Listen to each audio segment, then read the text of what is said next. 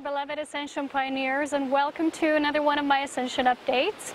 Today I want to talk about what awaits us in this new astrological year, but first we begin with the Chinese New Year of the goat. So the goat, I really resonate with that archetype because this individualized aspect of the goat, it really represents climbing mountains, reaching anything that we can.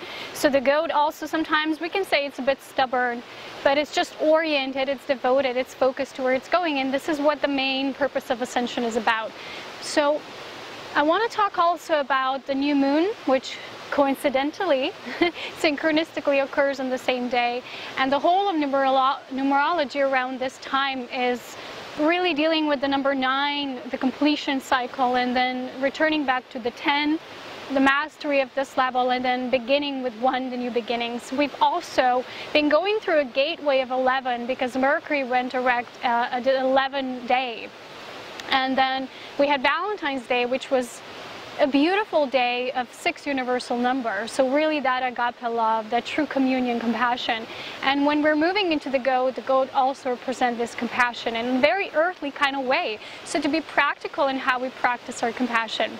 I also want to talk about the I Amness and what does it mean, because recently, again, it just happens to coincide with what I've been noticing. Is yesterday I had this beautiful talk with my mother and about this I Amness versus worshiping God outside of yourself. And then that evening, just before I was going to bed, I saw a video, from Jeffrey Hopp about this I Amness and a rant about God, not to offend God, but the God that we think that is God and what it represents to us. So I want to talk about a few of those aspects. And again, another interesting thing that also happens is that I've just heard that some astrologers are calling this year the year of Pentagram. And we had this from 2012 to 2015, this 3-year period, intense period of purging, of dealing with our shadow, of things coming to light, us overlighting ourselves with our true mastery, and we had these grand square alignments. So what Spirit showed me when I tuned into this and what this means is that we're moving from a 4-based reality. So as you know, moving from 3rd density requires us to move through the 4th density, moving into the 5th density. So during these gateways, as we call them, the grand square alignments, we had the 4, which was also establishing new pillars, new foundations for how are we going to live on this planet, how are we going to, merge with our heavenly self and bring that perfection of our human self that is really perfect, and not in terms we think of it through the mind, but the perfection of God as in the holiness, the sacredness that we embody in our sacred physical templates. So from that perspective, and now we're moving on to this pentagram, which it already began, I think, in 2013. So it was almost like a synchronistical play out of these squares, but at the same time we had this pentagram in the sky that, and then we also have a 6-pointed Star of David forming back then, if you remember. And this was when this process began. It's almost like we're turning back to our twin soul consciousness, the consciousness of the opposing triangle, so the feminine and masculine in reversal, in opposition, but not in a position that we think of, again, in terms of 3D reality, but divine polarized opposites merging and coming to that 0 point in synchronistical awareness of our divinity as a masculine, feminine aspect of all that we are in our I Amness. So this, in terms, again, as to how we experience creation. So this pentagram consciousness we're moving now, it's almost like moving into the 5th density, because the year 2015 also it ends with a 5, and 15 for me, it's very important because I was born in a 15 number date, and for me this number always, it kind of accompanies me in my journey. And Spirit shared that this year is important not just for me, but in general for those of us moving through this first wave ascension, as in 2015 being so pivotal in the things that are taking place. And this begins now with this new Aquarius moon, new moon Aquarius, because this is the last of the 0 degrees new moons that we had. And we had this since last fall. And if you remember, then there was an intense eclipse season which is culminating now, and a new one will begin in March. So On the full moon in March, which is going to be the Virgo full moon again, you know, my sun sign is Virgo, and this is all really beautiful for me. It aligns with what I want to create in this year, you know, especially with my new page and all the products I've been developing in the background. And everything that I've been doing was a lot of work, but, you know, I call it beautiful creation, a beautiful creative playfulness coming out in terms of what we do, what we share in a higher octave. So this pentagram, for me, and how Spirit shows me, represents this higher version of how we're going to create now in the new. The square alignments really triggered us. They really actually activate us. So whatever maybe we still perceived as very challenging or very dense, it was very much needed, because we still had very much deeply rooted beliefs, and they went all the way down and into how we connect with this Mother Earth, how we connect with the planet. A lot of times, how we connect with the planet is this connection wasn't fully grounded, because a lot of souls had these memories of previous lifetimes and they were very intense, or, you know, they never ever fully rooted themselves to the planet again. So when we start the journey of soul embodiment and then cultivating our pillar of the I Amness, then we really start to ground ourselves deep into this very planet that we exist on. This is called bringing heaven to earth. Heaven is not a place. It is our individualized soul frequency. When we went through the ring of fire, when we became this individualized aspect in its perfection, then exploring, you know, either way, moving them to the higher octaves, creating there, or exploring lower densities of existence. But they're not really lower in terms, again, you know, oh, that's higher, that's lower, lower's not good, so whoever's going to the lower must be an idiot.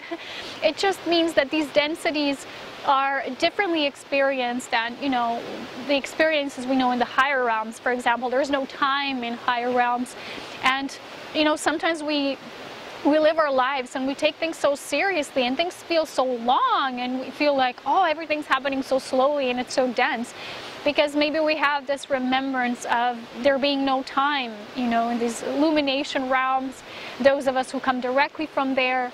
And sometimes it's not easy, but still, you know, when you really are a soul that knows your purpose, you know your groundedness, you know how much it is important for you to really achieve greatness, you know, even in physical matter. You know, it's easy to be in an illumined state, because there's no sense of this density, and it's a very different experience. And yet, you know, coming here, descending upon this plane of existence, and also uplifting that plane of existence and creating something beautiful with that, is what it's really all about in Ascension. So planetary, personal ascension, you know, with this pentagram consciousness and alignments taking place during the next I don't know how long it's going to take, because I'm not an astrologer. It's just Spirit shows me that this is meant to really root us in the higher density, in the higher experience, while still maintaining this form for the time being, up until the point where it's needed for this journey.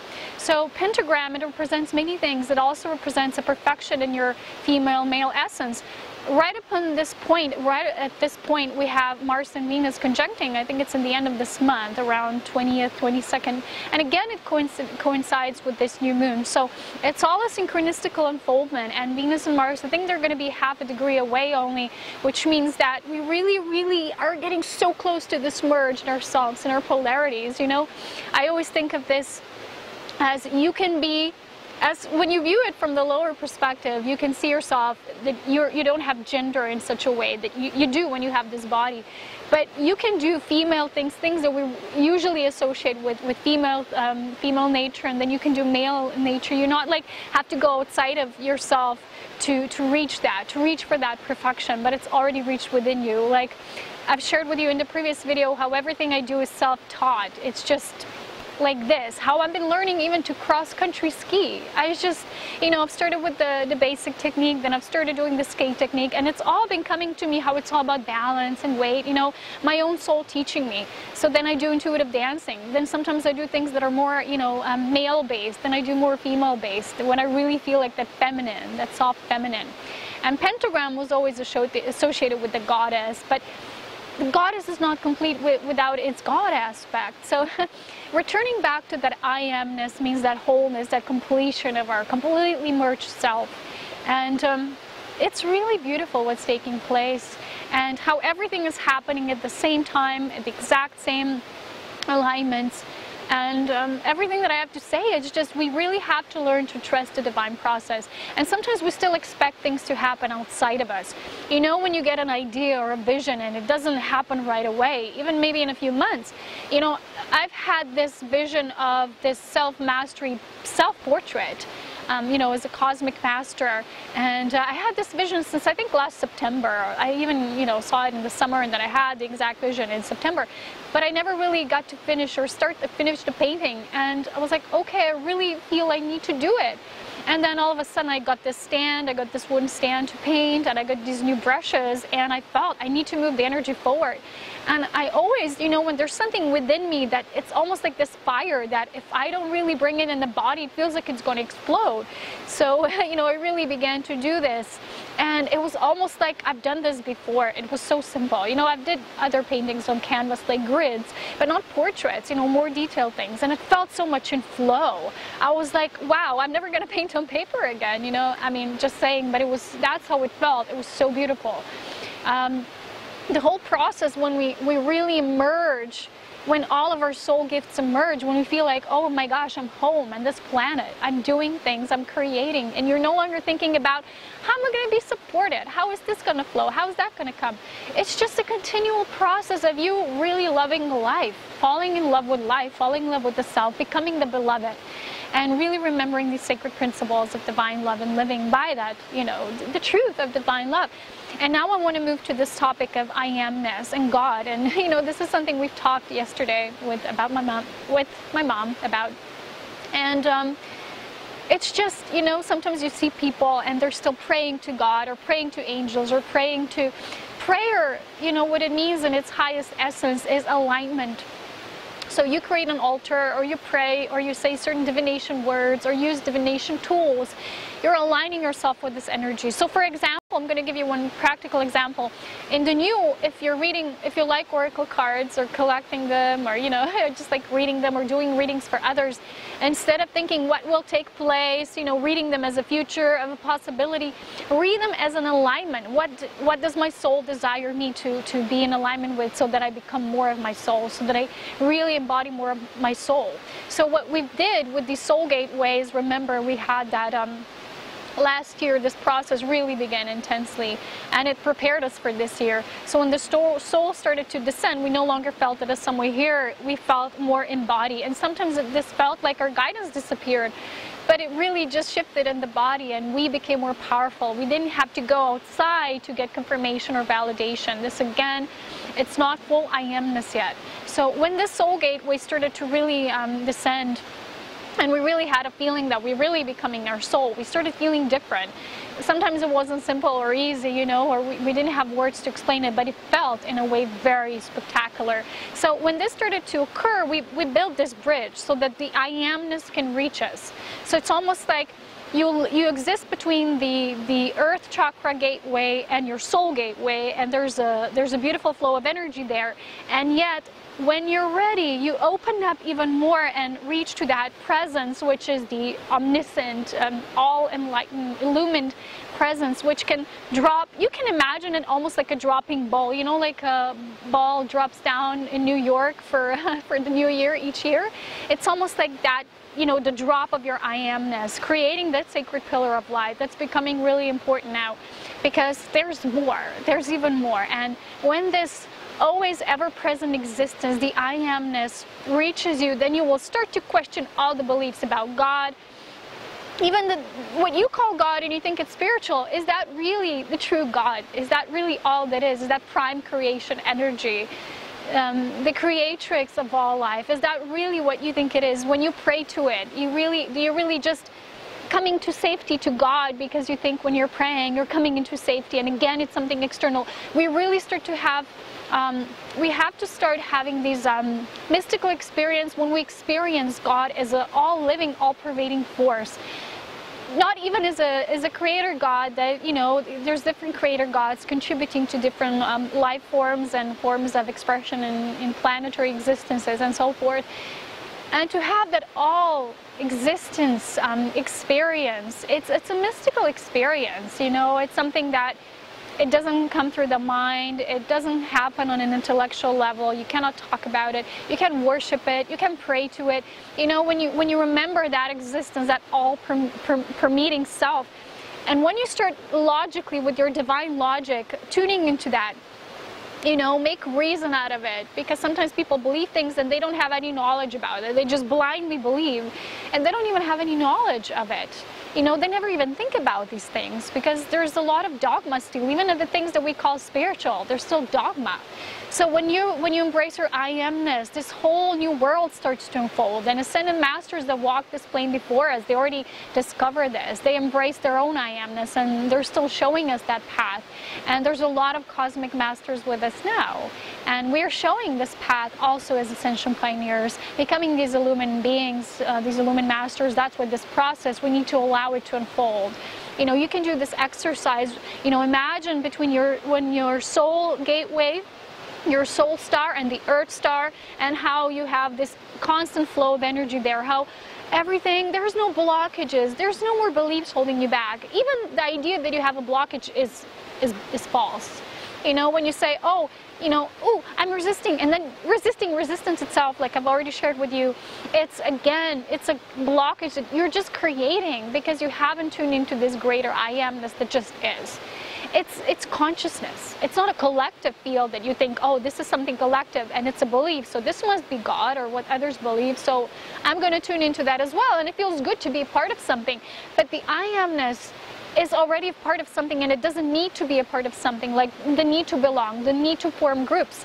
It just, if it happens, it's not out of need. It's just a conglomeration of all the essences that are needed to play out something, to create something, but it's not a need, it's not a structure. It's complete consciousness. So when you have that experience, you will see that there is no reason, you know, when we say divine will, I say divine will many times too, but when I say it, I mean of your I Amness, the divine will of your I Amness, not some God outside of you that you think it holds his wand, you know, and tells you what to do, and when you're opening up, then maybe you'll hear it or maybe you won't. It's not how it is, you know. You know, just think about it for a second. When you really are in your higher logic, not your lower brain, but your higher logic will tell you that. Why was there individualization in the first place? If then there's something that always guides you there, as in terms of you're just walking its footsteps. You don't have any own choice and, you know, creating your own destiny, because we are becoming like Source itself. We're becoming Source co-creators. There are certain beings who already exist on these higher levels that create worlds and realities because they have propelled their consciousness to that extent, and they work with their I Amness. But when we don't embrace it, we still exist only in a very miniature perspective of what is God. So let's say that what is God to you is exactly what you will experience as God. Let's say there's a certain group of people who are very fanatical about their beliefs, and when they go to the astral planes, that's exactly what they experience. They recreate the same things there that they feel are true here. And let's say somebody goes out of the body, or somebody crosses over, or dies, like we call it here, and they have that same experience because they so believe in that. Their soul creates that. But when you are in your I Amness, you're in that complete freedom. And I believe that this 0 degree of Aquarius, and now this last degree of Aquarius, and this last moon that was the 0 degree, and it's all about really becoming free. It's almost like this portal of I Amness, the descent of our I Am, you know, that ball that just forms our pillar of light and fully freeing us. It's us freeing ourselves because we start to think with our higher heart, with our higher mind, the divine logic, because there is no something that governs you. Sometimes we like to use it as an excuse. So many times I see individuals using God as an excuse. Oh, it must be how God intended it to be. It must be how, you know, somebody suffers and we say, oh, it must be how God intended. It's not that God itself, you know, maybe a soul is choosing that experience and it's perfect because that soul expands that way. Maybe learn certain lessons that the soul believes it needs to learn, but there's a certain level when a soul even realizes that the soul doesn't need to believe that, you know, needs to have these lessons that can be hard and harsh and cruel and whatever it is. It transcends that. Because when the I Amness comes, there's always this perfection of great love in creation, of reverence of that, of being a part of this. You know, it's a mystical experience. I experience it on every moment. I don't have to meditate even to be in that essence. But that doesn't mean that I also don't have my down days when I feel a bit mellow or I feel a bit exhausted, because sometimes my body can't follow all the hyperness of my spirit, and all that fire sometimes can consume you if you don't also know how to work with the other elements like water and earth and air and bring it into wholeness so that we can be in that ether. So also that pentagram consciousness is here to remind you of the culmination of all four elements. We had that square, and now it's bringing us to the activation of our ether, of our etheric self, bringing these higher selves into form, and really starting to live as Homo Perfectus. You know, that's how I say it. It doesn't mean you're perfect from your, you know, your controlled self. Oh, I need to be perfect. I need to do this the right way.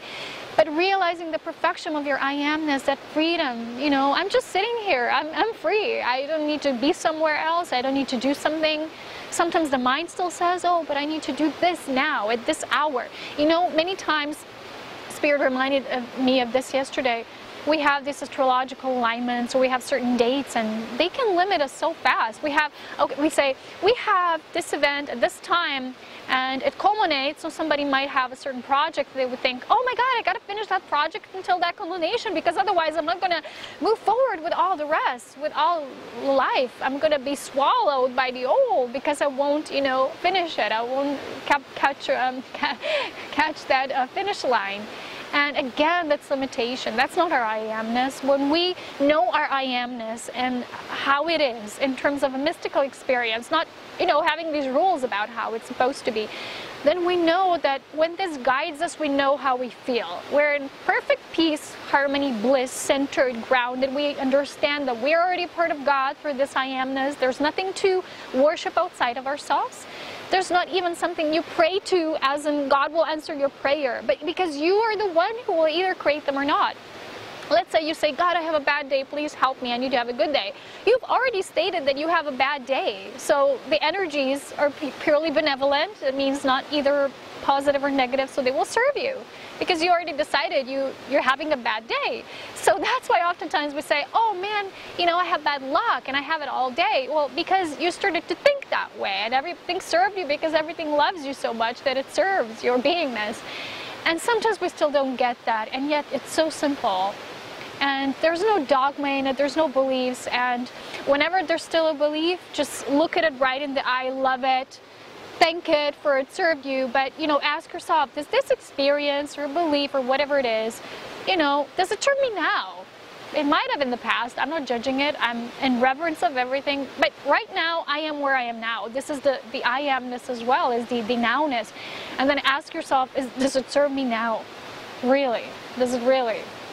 And then see what your heart tells you, what you feel, and then what this divine logic tells you. And really, why is there individualization to really embrace the full I Amness if something already is guiding our lives the way, you know?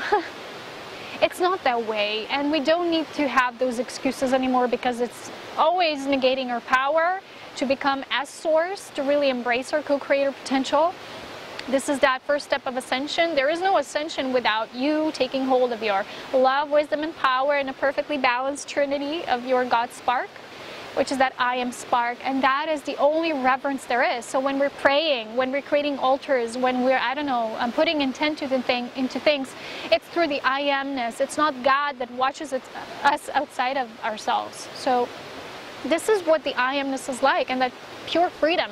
And when I say pure freedom, that doesn't mean you're free to do whatever you want, that it comes also at the expense of others and not being compassionate to other life forms. There's still divine principles, there's still divine love, truth, which is the absolute truth, which you can bypass when you're in I Amness. So when you think you're doing whatever you want because in your I Amness and you're still hurting others and you're still walking over other life forms, then you're not in your I Amness, because your I Amness is as source. It's just, you know, one part of that source that is individualized source, but it's still source energy, it's still source consciousness, and it will flow uniquely through you, and yet it has universal guidelines. It is purely benevolent. It is full, utter divine love. So when you're saying, I'm doing whatever I want because I'm in my I Amness, then you're not really in the I Amness, and that's really just a false perception of that. So really be careful of what you think of in terms of that being. It's not a thinking thing, it's a mystical experience. And I feel these fast forward moving times, and this year especially, because it starts off a beautiful process, and even this new moon energy that we're anchoring now, it's gonna be unfolding during the next few months, you know. And even when the eclipses come, they also unfold. They need a few months to unfold, and we feel the energy present, so we work with that energy. Something really starts to make itself known to us, and we're working with that aspect, and we're mastering ourselves as always. So this is it for today. I hope you enjoy this. I hope it triggered some of your own inner, you know, God communions, conversations that you really have within yourself. And remember really what prayer is, what intent is, and that it truly is all about your I Amness. So as always, so much love, wisdom, and power. Take care, and I'll talk to you soon. Bye-bye.